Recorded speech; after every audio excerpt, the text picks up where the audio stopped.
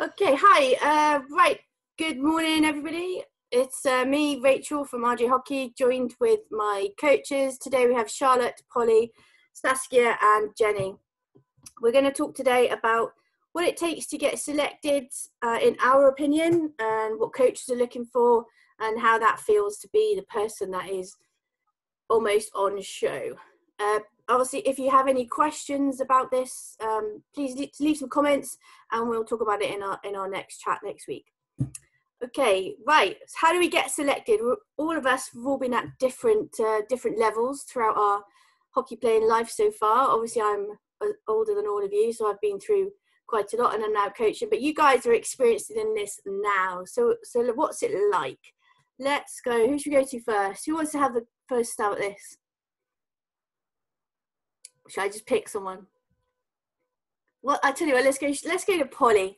Polly, what's it like getting selected for National League, having all that pressure? You know, your team has reached National League status. You're playing Clifton Robinson's twos. What's it like every week thinking, are you going to get selected? Are you not going to get selected? What does it take, do you think, to be selected for National League? Well, I think firstly, the whole experience of being able to have the opportunity to be selected is really good, and I feel like it makes you more motivated at training to perform your best, because you know the expectations are higher now you're in National League. Yep. And also it just helps you to boost your confidence when you do get selected as well, and you really feel like it is quite a big achievement. And National League is just really, I think it really improves your game because you're playing against much higher teams. And I think to get selected, you just need to show your determination and motivation, even when you don't get selected for 1 week and you end up playing in a team below you, or you end up not playing a match, just to come back next week even stronger. Yep. And stuff like that. Yeah. What do you think your coach looks for to get from you? What do you think he or she is actually? Well, my coach personally wants more aggression from me on the pitch. Mm-hmm. And I think to show, especially in National League, it's a lot more competitive and a lot more, you need to have determination 24/7. And I think I need to show that more on the pitch. Yeah. Especially when playing, yeah. Fantastic. What about you, Charlotte? What do you think? Playing slightly lower, but you've been through the player pathway and you've been in Performance Centre. What do you think coaches are looking for you to be selected? Obviously, you're a captain, so kind of selection is, you're playing.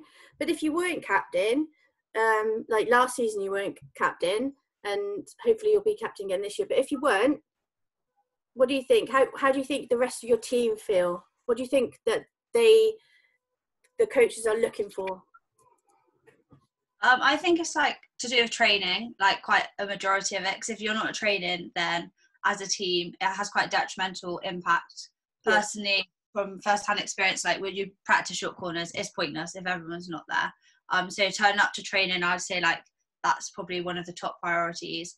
And determination and motivation, because we've had people that maybe aren't the best in our team, but they've been determined to prove themselves, and they've gone to play for a lower team, they've come back up and they've proven themselves. And I think as long as you've got the determination and the motivation and the coaches to let you know where you need to improve and what you can do to improve. Yeah, I think that's key. Really, it's really important to be able to talk to your coach and ask them, what are you looking for? What do I need to do to get selected each week? And it takes a certain type of person to form that relationship with a coach, and also a certain type of coach to be able to form that relationship with all of the players in their team, and not just sort of favour a certain few. I think a good coach is someone that can do that with absolutely everybody in the squad. Have you ever experienced coaches that favour different sorts of people, and that kind of thing? Not naming names. Anyone got any? Jen, have you had any experience like that? Or you might not have been yourself, but you might have seen it happening with other people, and then they're not getting a look in and all that kind of stuff. I think I definitely know some people who haven't been selected, which may not have been because of their ability or how good they are. It may have been because of their relationship with their think we've lost Jenny there a minute. Jen, we'll come back to you in a minute, okay? So just touching briefly on what Fox said about at training and short corners and things. Who experiences that where half the team haven't turned up to training and it, you know, gosh, isn't it infuriating? Have we all experienced that? Sass, have you experienced that? Yeah. Yeah, a bit. I don't think I do it anymore. I don't really experience it anymore, but I used to, yeah. Yeah, it's really infuriating. Polly, do you get that a lot sometimes? Yeah, because especially when we have like really important matches coming up, for example, on a Saturday. Yeah. Because normally we train every Thursday night, and so we'd fit in like an extra Tuesday session sometimes. Yeah. Just for short corners. And like I remember once I went, there was like 4 people there, and like I mean half the people weren't really even involved. Yeah. And it doesn't work. And when you come to Saturday, it's just like, right, you go there. Like no one really knows like a set play, like where people are meant to be.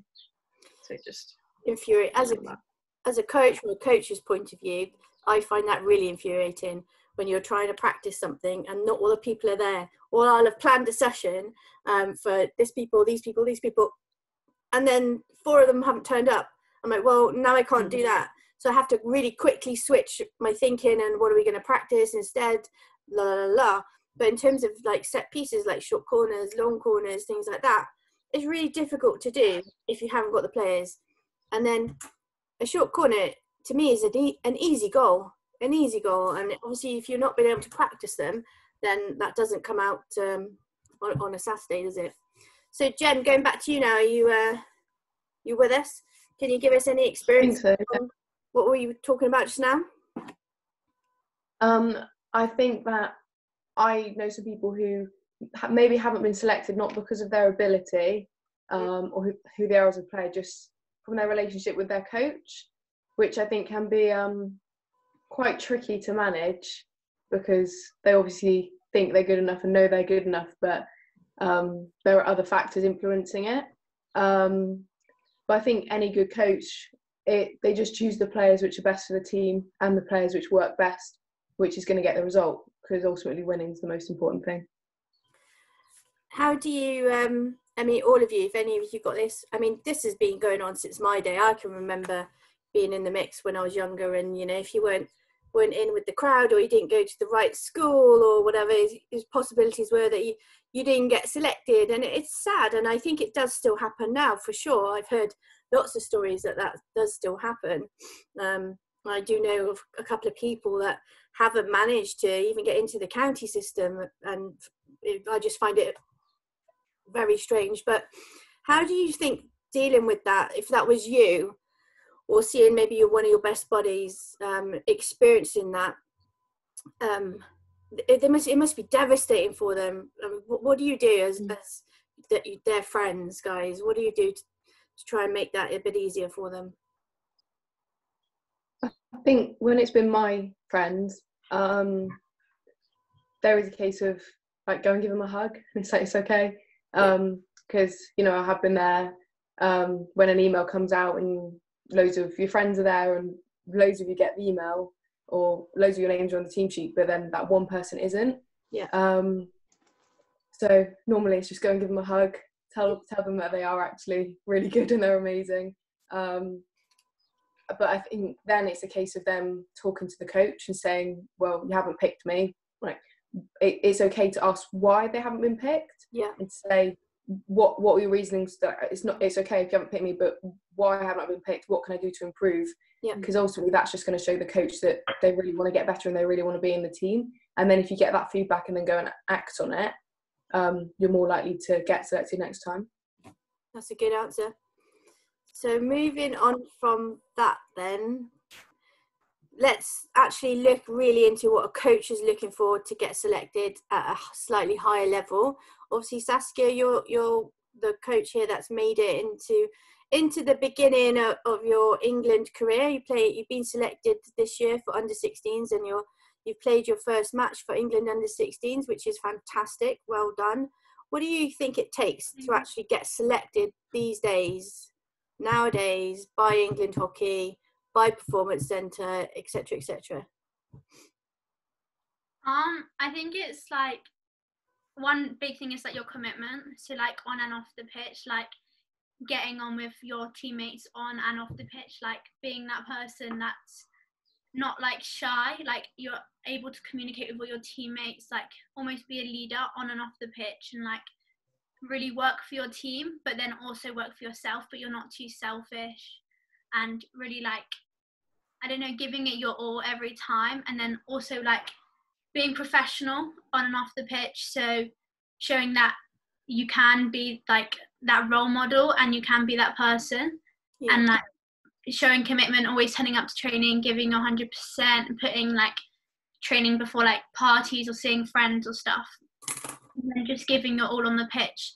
Like if you lose that ball, you win it back, and you really work hard and leave nothing on there. And I think it's a pretty big way to get selected. Yep. What do you think you've done differently to other people, which is why you have been selected? Anything you've done differently? I think just working hard almost. Mm-hmm. I think just like when you're on that pitch, like almost like thinking it's not all about me, it's about how I can make this work for the team, because if the team's playing well, then they're going to come and watch your game more.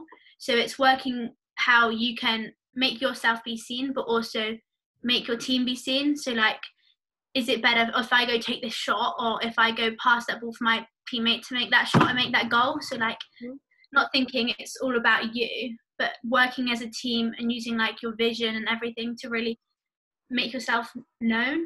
Yeah, that sounds good. So you've experienced some lots of different coaching now from lots of different coaches. What has stuck with you, do you think? What biggest piece of advice the coach has given you? Doesn't matter who they are. Just have you got anything that sticks in your mind when you're out there playing? Can you hear anybody resonated in your head? Just giving you bits of advice. I think just believing in yourself and knowing that your coach believes in you is like the main thing. Because if you go out to a game or something thinking, oh, I'm going to play rubbish, or I don't think I can do this, then it's already put you on the back foot. Yeah. Knowing like you're good and knowing you can do it, and believing and knowing your coach is there believing in you, can really help you. Yeah. Well, we're all very proud of you, Saskia, for what you've achieved this year, aren't we, guys? Thank you. Yeah, it's brilliant.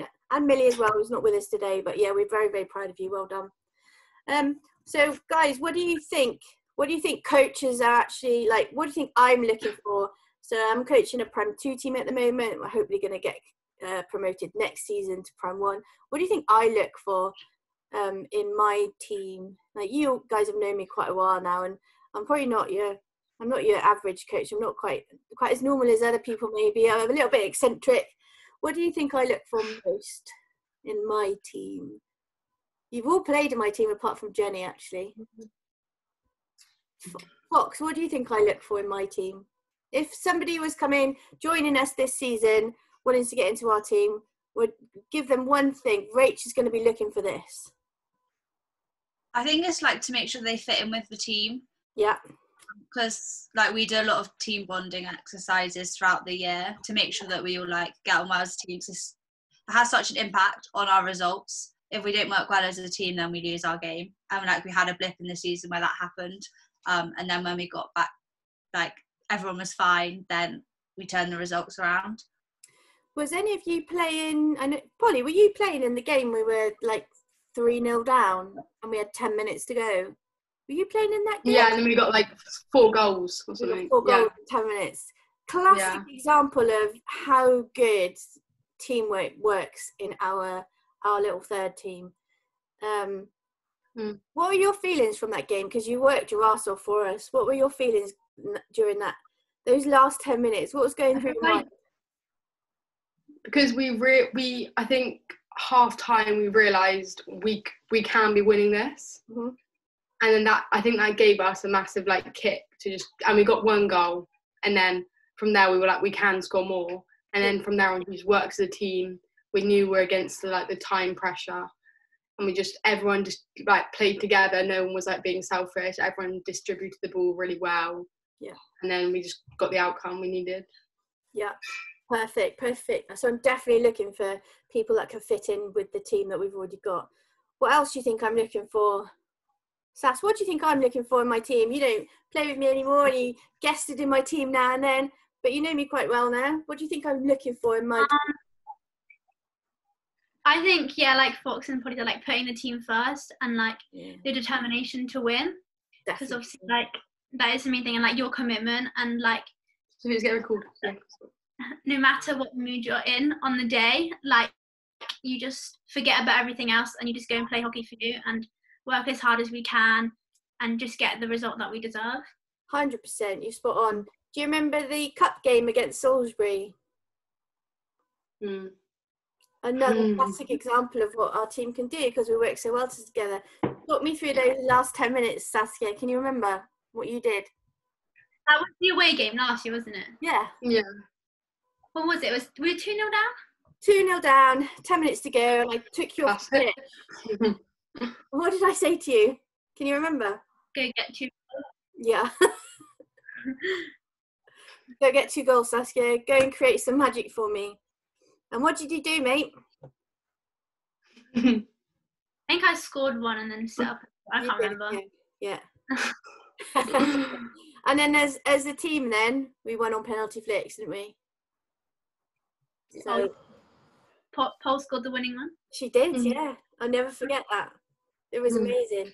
But again, that's exactly what I look for in my team, as I'm looking for that determined, nobody ever gives up.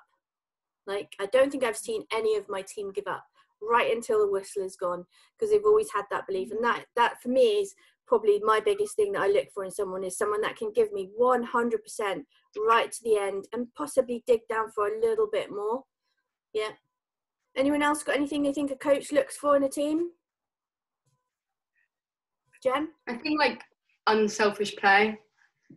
Like I think like especially at like tournaments, for example, to get into PC or to get into England or whatever it is, people feel the need to, I need to show my skills off in this half an hour, for example.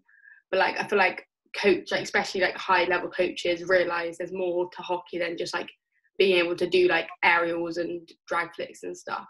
Yeah. And like they can see like if you're like you got a good vision or you're good at like distributing the ball.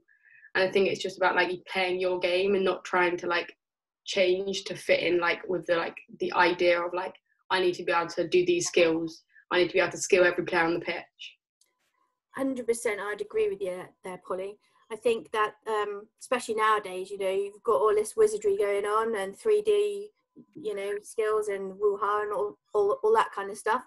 But everybody in the team has all got one thing that they can do really well. And if that's, you can hit the ball really well, then that's great. If you've got vision, then that's great. Everyone's got something that they bring to the table.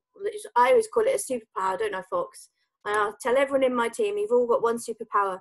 And together, you are superhuman, and that's why you can do these little things and come back and win games from being 2-3-0 down in the last 10 minutes. I think lots of coaches these days were looking for vision and people that are more athletic and have the ability to fit in with a team generally, not just by, like Polly says, being amazing and trying to do all this skill and be just one person dribbling through everybody. We're not looking for that. That's more of a hindrance, I think. Do you agree? That person in your team that just does all of this, and that's a hindrance, right? Or am I wrong? Yeah. To me, it's annoying. There are only a couple of people I know that can do that in the world. And fine, if you can do that, that's great. As long as you're achieving a positive outcome at the end. But 99% of those people that go through this player and that player will generally lose it. And then we're on the defence, we're on the back foot again. To me, that as a coach, that's just annoying.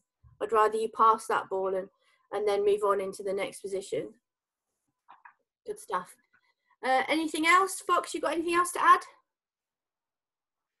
No, I think just like determination and like being able to take criticism, not criticism, like feedback that you can work on, like constructive feedback.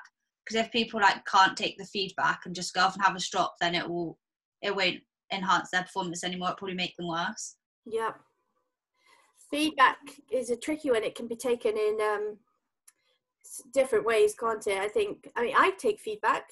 I've asked all my players this year to give me feedback. and if there's anything that I can change ready for next season, let me know, because I'll look into it and I'll change it, and I'm more than happy to do that. So I'd like my players to do the same. If I'm giving them some feedback, I'd like them to take it on the chin. Who's had lots of feedback given to them and it's made them better? Polly, Jen, Sass, have you been given some feedback? Yeah, I think when you've got feedback from different coaches, because like with me, I kind of have been changing in between teams a bit, and I play for like a few different teams at school, age group, and when more than one coach starts saying the same thing, that's when you kind of go, oh, hang on a minute, like this is a recurring theme, I need to do this. And then when you work on it and then get selected, or you actually like end up scoring a better goal, or you play better, you can kind of like reap the rewards a bit. Yeah. There have definitely been times where I've been given feedback and I've kind of gone home and gone, that was a bit harsh, but then actually when I've kind of acted on it, I've then improved a lot. Yeah, good. That's good. Sass, you get feedback from the England camp? Yeah, definitely we get feedback, and I think it's just working on it, taking it away, and then bringing it back to the next camp or next match, and showing that you do take in advice and you do know how to work on it and work hard. And I think that helps a lot, like with your relationship with your coach as well. Have they given you anything that has made a big difference to your game and how you approach things? Yeah, I think but I've taken a lot, like really being aggressive on the ball and really like owning the ball. I think not like giving it away, and on just being like simple stuff like forehand to forehand passes and not going through contact, but how much of a difference that makes when you do it. Yeah. So we play a lot of games where if the coach thinks that the ball's gone through contact but even got to our player, then it's blown up and it's against you, and it really makes you think next time when you get that ball, what's the best pass, not trying to like be all fancy, just a simple pass that actually works and it's away from contact. Yeah. So learning to distribute the ball a bit quicker and make the right decision. Yeah, that's good. What about you, Polly? Have you been given, I know you're trying to be a bit more aggressive in your play. Have you been given anything? I think like taking feedback kind of with a pinch of salt. Like I feel like within my like hockey, like not career, but like time playing, I've got a lot of different feedback from like a lot of different coaches, and sometimes it's like very different. Like for example, school is very different to like feedback I get from club, and I think it's like especially between school and club, I have to like adapt my game quite a lot between like when I'm playing, because of like the standards and also like positions and stuff, I guess, on the pitch. How different is it, Polly? How much does it differ? This is quite interesting. How much does it differ, your feedback from school to your club? Because that surely is going to affect you. Yeah, I think personally that like it does differ quite a lot, because from school, because the standard's not as good as like club, obviously, the feedback's kind of less, and it's, I don't know, it's a bit more like positive, because I mean we do probably do like quite well, but I feel like club, like Mike's especially, is really good at like sending long emails about what I need to improve on and stuff. And I feel like that does help, but I just need to work on it more, I'd say. Take it into consideration. Okay, so do you feel like you have to change what you're doing for school and then change again what you're doing for club? So you almost play two different people? Yeah, I feel like, I mean, obviously the majority the same, but I feel like I do change aspects of my game.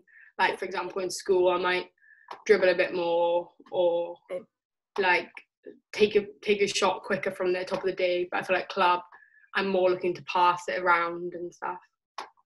Does both your coaches, club and school, know that they're giving you different feedback? No. Yeah.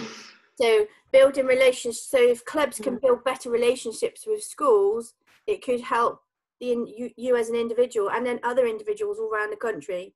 Do you think? Yeah, definitely. Yeah. Saskia and Jenny, you're in different schools, Polly. Do you feel the same? I think there's definitely different feedback because the different level.